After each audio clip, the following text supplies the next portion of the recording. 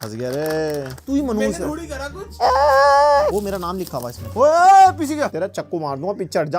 बहुत दिन से बजट पीसी बिल्ड की वीडियो नहीं आ रही थी, कह रहे थे भैया क्या बात। और हमने अभी थोड़े दिन पहले gaming PC versus gaming laptop versus gaming console की एक वीडियो बनाई थी। तो उसके अंदर मैंने पूछा था कि भाई तुम्हारे को कंसोल की प्राइस रेंज में पीसी बिल्ड चाहिए तो तुम हाँ के अलावा कुछ बोलते थोड़ी और हमें मंगाना पड़ जाता है। तो हमने पीसी मंगा लिया है। एंड वैसे मेरा जो मोटिव था वो 50,000 के आसपास का पीसी बिल्ड करने का था, लेकिन वहां पे ना वो चीजें कुछ सैक्रिफाइस हो रही थी क्योंकि जब गेमिंग की बात चल रही है तो गेमिंग के अंदर हमारे को थोड़ा ग्राफिक कार्ड उसके अंदर थोड़ा बजट बढ़ाना पड़ गया। एंड ये जो पीसी बिल्ड है 65,000 की अल्टीमेटली है। कुछ चीजों में आप ऊपर नीचे करके इसको 60 तक भी बना सकते हो। तो 60,000 में console killer gaming PC build क्या ही बन पाएगी। तो मॉडेक्स कंप्यूटर से आ चुका है हमारे पास और पैकिंग बड़ी खतरनाक कर देते हैं। ये उद्घाटन हो गया भैया, हार्ड डाला। और ये जो पैकेजिंग होके आई है ना, ये वही पैकेजिंग है जो अल्टीमेटली कंज्यूमर तक जाएगी। अगर तुम में से कोई भी मॉडेक्स कंप्यूटर से बाय करने वाला है या पीसी वगैरह कुछ ना,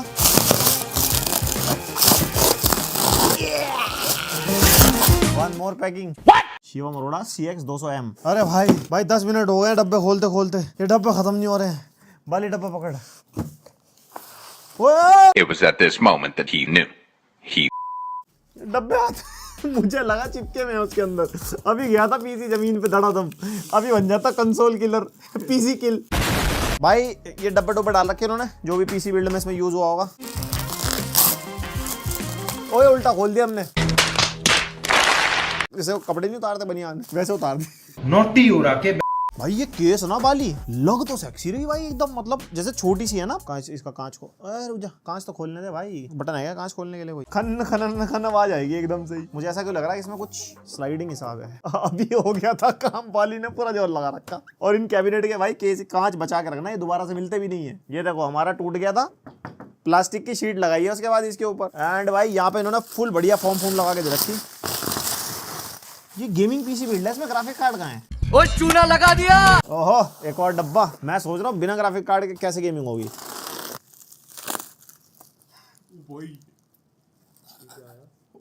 भाई अभी मेरी आंख में लग जाता ये। ओ 4060 बेबी। उसके अलावा सारे डब्बे इसने इसमें डाल दिए, जो जो सामान लगाया होगा ना, ये रैम वैम SSD प्रोसेसर सब इसके अंदर है। कुछ लोग कहते ना भैया पीसी बिल्ड करा हमारे डब्बे भी तो बी रोल निकालने। और ये है Galaxy graphics card 1 click OC। यार अनबॉक्सिंग करने में जो मजा आता है ना, वाह। ओ भाई लेटा ही लेटा कह रहे असली FPS तो यही है। ग्राफिक कार्ड ना, प्रोसेसर ना, लाइट है। तो उसको जरा टेस्ट वेस्ट कर लेते हैं, डिफरेंट गेम्स टेस्ट करते हैं और सारा कुछ आपको डिटेल में बताऊंगा।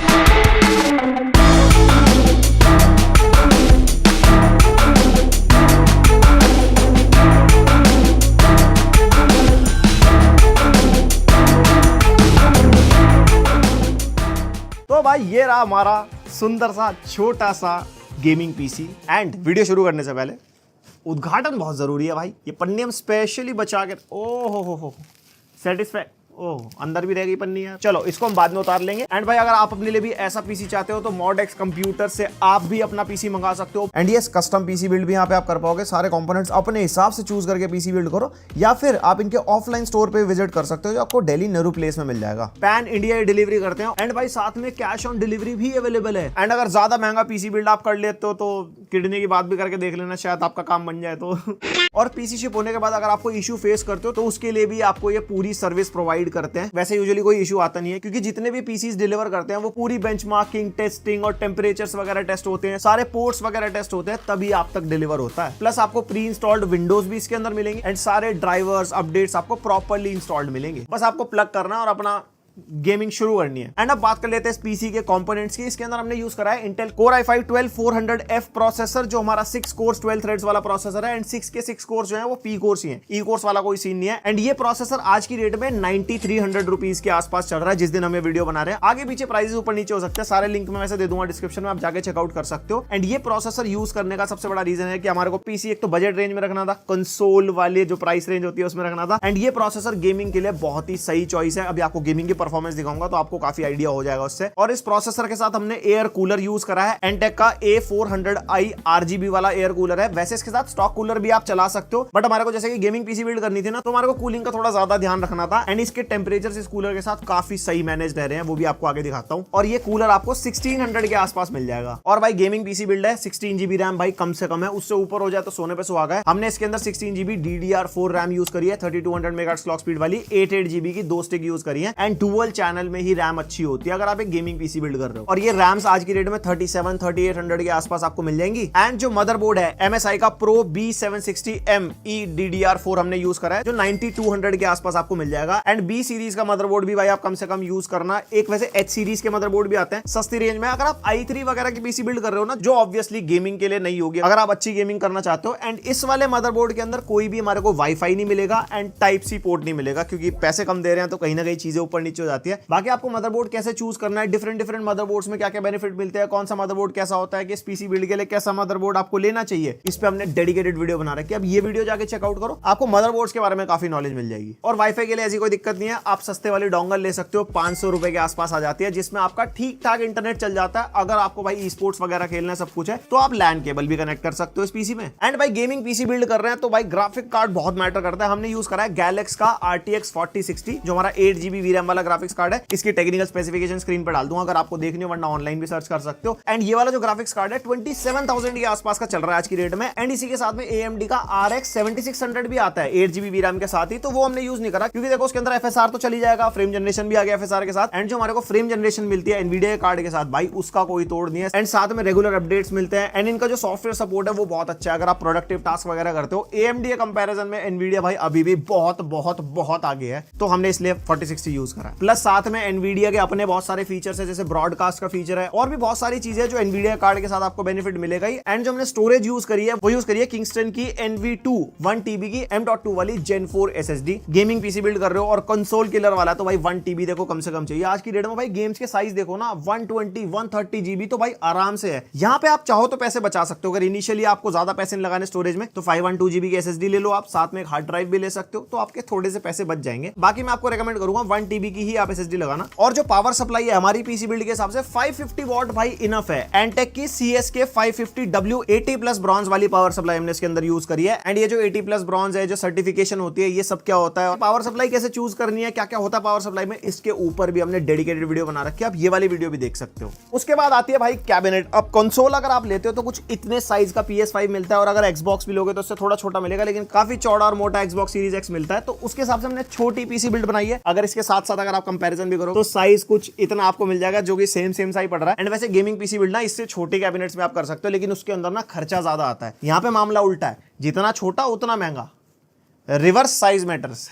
और ये जो हमारी कैबिनेट है वो एंटेक की CX200M RGB वाली कैबिनेट है। ये हमारे को 4200 के आसपास पड़ जाती है। एंड ये कैबिनेट मेरे को बहुत सही लगी। एक तो देखो साइज छोटा है, फ्रंट में भी ग्लास मिलेगा, राइट साइड में भी ग्लास मिलेगा। यहाँ पे फ्रंट में हमारे को USB Type A वाले पोर्ट्स भी मिल जाते हैं, हेडफोन वाला पोर्ट भी मिल जाता है, प्लस फैंस बहुत अच्छे खासे मिलते हैं इसके अंदर। 2 ऊपर RGB वाले फैंस है, 2 फैंस नीचे की तरफ है, एक फैन हमारे को पीछे भी मिल जाता है। तो यहाँ पे 5 फैन का सेटअप मिलता है, तो इसका एयर फ्लो वगैरह भी अच्छा है। टेम्परेचर वगैरह कैसे मेंटेन हो रहे हैं इसके अंदर, वो आपको भी आगे गेमिंग टेस्ट में दिख ही जाएगा। एंड आप कर लेते हैं परफॉर्मेंस की बात। सबसे पहले बेंचमार्क्स के नंबर, सिनेबेंच R23 के स्कोर्स आप देख सकते हो। मल्टी कोर में 11,000 के आसपास, सिंगल कोर में 1500 के आसपास। उसके बाद ये रहा हमारा सिनेबेंच 2024। और अगर कंपैरिजन के लिए देखना तो क्रॉसमार्क का बेंचमार्क बढ़िया है दूसरे पीसी बिल्ड से, अगर आपको कंपेयर करना हो। ब्लेंडर बेंचमार्क हमने करा RTX 4060 का, आराम से 3000 के आसपास स्कोर निकल के आ गया। 3D मार्क टाइम्स पाई आप देख सकते हो, उसके अंदर भी ग्राफिक्स स्कोर, CPU स्कोर हमारे बढ़िया निकल के आ रहे हैं। और उसके बाद ये रहा हमारा Geekbench 6, और उसके बाद Geekbench 6 का OpenCL जो GPU के लिए होता है, बढ़िया 1 लाख स्कोर निकल के आ रहा है हमारा इसके अंदर। और Geekbench का AI बेंचमार्क भी आप अपने सामने देख सकते हो, अगर AI वाले टास्क करना है तो वो भी पीसी आराम से हैंडल कर जाएगा। एंड उसके बाद PC मार्क 10 7000 प्लस निकल गया। और अगर आपको VR गेम्स खेलने हैं, वैसे VR का रिव्यू है हमारे चैनल पे, MetaQuest 2 का भी है, MetaQuest 3 का भी है, MetaQuest Pro का भी है, वो आप जाके देख सकते हो। एंड VR मार्क के बेंचमार्क में 14700 के आसपास सुपर स्कोर निकल गया, तो VR गेमिंग भी हैंडल कर लेगा। उसके बाद भाई थर्मल्स को टेस्ट करने के लिए CPU को 100% लोड पे डाला, प्राइम 95 चला गया। एंड आप अपने सामने स्टैट्स देख सकते हो भाई, 4 गीगाहर्ट्ज तक मैक्सिमम क्लॉक स्पीड गई इसकी। एंड एवरेज भी 3.5 गीगाहर्ट्ज का निकल गया है, क्योंकि यहाँ पे जो टेम्परेचर है हमारे मैक्सिमम टू मैक्सिमम 80 डिग्रीज तक गए और एवरेज जो है वो 64 डिग्रीज के आसपास है। और भाई सीपीयू ने वॉटेज भी अच्छी खासी पुश करी है, 98 वॉट तक गया है और 65 वॉट का एवरेज निकाल के देके गया। फिर हमने जीपीयू के टेम्परेचर टेस्ट करने के लिए फर्मार्क चलाया, इसके अंदर भी मैक्सिमम टेम्परेचर हमारा 69 डिग्रीज तक ही गया, एवरेज भी 6800 के आसपास आया। तो ऐसे थर्मल्स वगैरह का कोई इशू नहीं आया सिस्टम में। एंड अगर आपको रियल लाइफ परफॉर्मेंस की बात बताऊं, अपार्ट फ्रॉम गेमिंग, इसके अंदर अगर आपको प्रोडक्टिव टास्क करने हैं, भाई पीसी का फायदा ही है, कंसोल में प्रोडक्टिव टास्क नहीं हो पाते, इसके अंदर आप वीडियो एडिटिंग कर सकते हो, 1080p लेवल की वीडियो एडिटिंग आराम से हो जाएगी, 4K भी कर सकते हो बट ज्यादा हाई लेवल की नहीं, क्योंकि सीपीयू ज्यादा पावरफुल नहीं है, मल्टी कोर की परफॉर्मेंस इतनी अच्छी नहीं है, तो टाइमलाइन में आपको लैग्स और स्टटर्स मिलेंगे अगर आप 4K लेवल तक जाते हो। फोटोशॉप चलाना हो, इलस्ट्रेटर चलाना हो, आराम से चला पाओगे, कोडिंग करनी है, म्यूजिक प्रोडक्शन वाले टास्क करने हैं, उसमें भी कोई दिक्कत नहीं है। अगर आपको जीपीयू इंटेंसिव टास्क करने हैं, 3D modelling, rendering, architecture, after effects वाले, वो भी ये अच्छे खासे हैंडल कर लेगा। लेकिन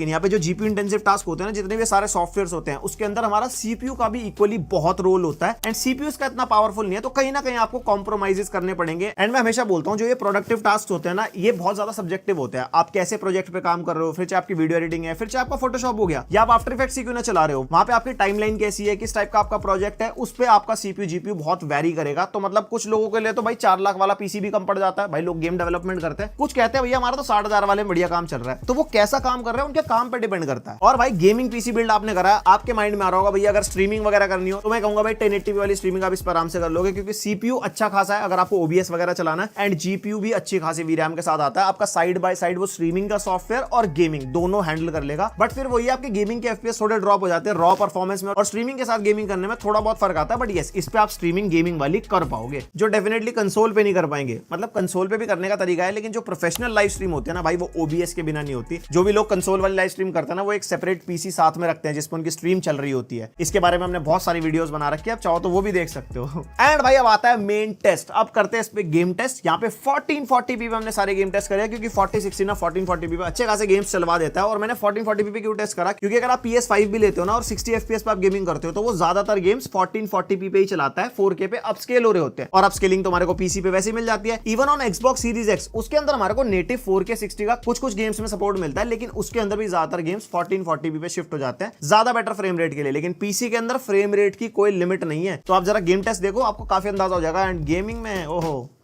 जबरदस्त। फिर बस आगे कंक्लूजन की बात करते हैं। तो भाई सबसे पहले सीपीयू को टेस्ट करेंगे। यहाँ पे भाई बढ़िया 350 400 एफपीएस मिल रहे हैं हाई सेटिंग्स पे 1440p पे वैलोरेंट के अंदर बढ़िया आप फ्रेम रेट निकाल सकते हो अगर आपको ई-स्पोर्ट्स वगैरह खेलना है इसके ऊपर। उसके बाद CS2 हमने टेस्ट किया, वेरी हाई सेटिंग्स रखी है, 1440p पे ऑब्वियसली टेस्ट हो रहा है, एंड इसके अंदर भी आराम से 100 110 120 एफपीएस निकल रहे थे। तो भाई देख सकते हो आप जैसा पीसी बिल्ड हमने करा उसके अंदर आप किस लेवल की 1440p की ई-स्पोर्ट्स वाली गेमिंग कर लोगे आप। और उसके बाद मैंने सोचा भाई GTA 5 भी टेस्ट कर लेते हैं, बहुत डिमांड आ रही थी और मैंने कहा पीसी बिल्ड कर रहा है तो GTA 5 तो बनता ही है। 140 एवरेज एफपीएस मिल रहे हैं वेरी हाई सेटिंग्स पे 1440p रेजोल्यूशन पे। अगर आपके पास 1080p मॉनिटर होगा और इस टाइप का पीसी आप 1080p वाले मॉनिटर में लगाओगे तो डेफिनेटली फिर तो बहुत जबरदस्त एफपीएस मिलेंगे आपको। उसके बाद मैंने एल्डन रिंग भी टेस्ट किया। एल्डन रिंग में हमारे को भाई ray tracing maximum settings 1440p पे 60 मैक्स एफपीएस मिले थे, क्योंकि ये 60 एफपीएस लॉक्ड वाली गेम है। यहाँ पे हमारे को उससे ऊपर एफपीएस मिलते हैं, यानी कि पीक एफपीएस मिल रहे हैं। उसके बाद हमने भाई RDR2 टेस्ट करा, DLSS क्वालिटी में आराम से 70-80 एफपीएस निकाल गया। नॉर्मली रॉ परफॉर्मेंस में भी 60-65 एफपीएस मिल गया हमारे को फेवर क्वालिटी में, यानी कि हाईएस्ट सेटिंग। उसके बाद cyberpunk ultra settings and DLSS frame generation लग जाएगी, क्योंकि भैया 4060 है तो आराम से 70-80 एफपीएस। रॉ परफॉर्मेंस में भी 40 एफपीएस के आसपास बिना रे ट्रेसिंग के। फिर रे ट्रेसिंग भी अल्ट्रा पे कर दी तो रॉ में तो कह दिया भैया सॉरी, लेकिन अगर हम फ्रेम जनरेशन लगा देंगे तो आराम से 60-65 एफपीएस मिल जाएंगे। हॉगवर्ट्स लेगेसी टेस्ट के अल्ट्रा सेटिंग्स पे इसके अंदर भी रे ट्रेसिंग अल्ट्रा पे रखी है, एंड आप देख सकते हो फ्रेम जनरेशन पे अच्छे फ्रेम रेट मिल रहे हैं 70-75 एफपीएस के आसपास। रॉ परफॉर्मेंस थोड़ी प्लेबल नहीं है, 20-25 एफपीएस मिल रहा है। और बहुत लोग बोलते हैं ना इनपुट लैग वगैरह जाता है फ्रेम जनरेशन लगाने के बाद। भाई मैं सही बताऊं ना, अगर स्टोरी गेमिंग आप कर रहे हो तो उसके अंदर वो पता भी नहीं लगता है। उसके बाद the last of us ultra settings DLSS quality पे 50-60 एफपीएस और रॉ परफॉर्मेंस में भी आराम से 50 एवरेज एफपीएस आ गए थे। उसके बाद होराइजन फॉरबिडन वेस्ट में भी भाई वेरी हाई सेटिंग्स पे मैंने टेस्ट मार दिया, क्योंकि फ्रेम जनरेशन इसके अंदर भी मिल जाता है, 60-70 एफपीएस उसके अंदर मिल गए थे, और रॉ परफॉर्मेंस में 30 एफपीएस थे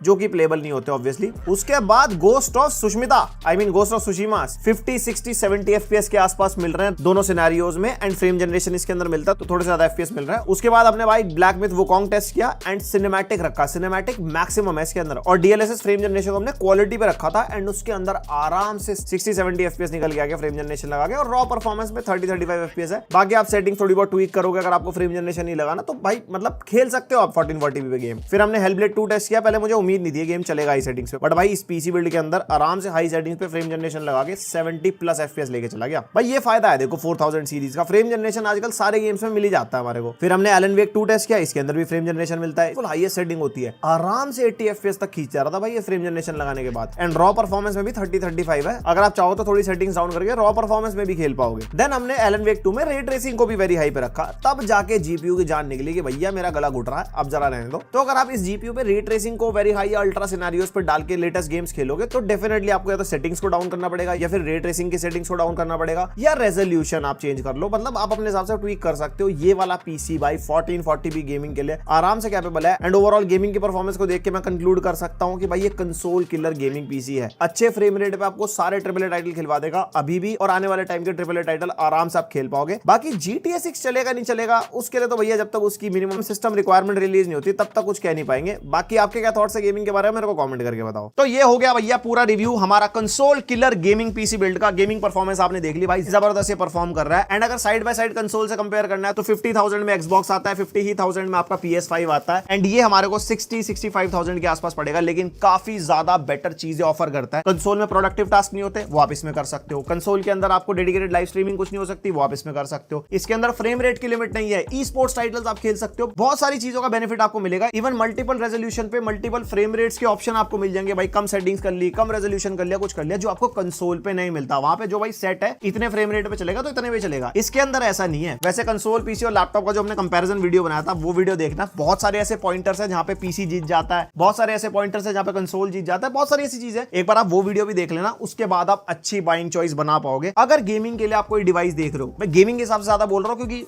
थोड़ा वीडियो का टाइटल उस हिसाब से था। तो बस यही था मेरी तरफ से। आपको कैसा लगा पीसी बिल्ड, कैसी लगी इसकी परफॉर्मेंस, एंड इसी प्राइस पॉइंट पे और कोई स्पेसिफिकेशन यूज करके हम पीसी बिल्ड कर सकते थे, आप चाहते हो हम वीडियो बनाए किसी और पीसी बिल्ड की, तो कमेंट करके जरूर बताना मेरे को। एंड अगर आपको भी अपने लिए ऐसा गेमिंग पीसी बिल्ड करना है तो मॉडेक्स कंप्यूटर को चेकआउट करना मत भूलना, लिंक है डिस्क्रिप्शन में। बाकी वीडियो पसंद आई लाइक मारो, पहली बार है सब्सक्राइब। मिलते हैं नेक्स्ट वीडियो, अब तक के लिए बाय।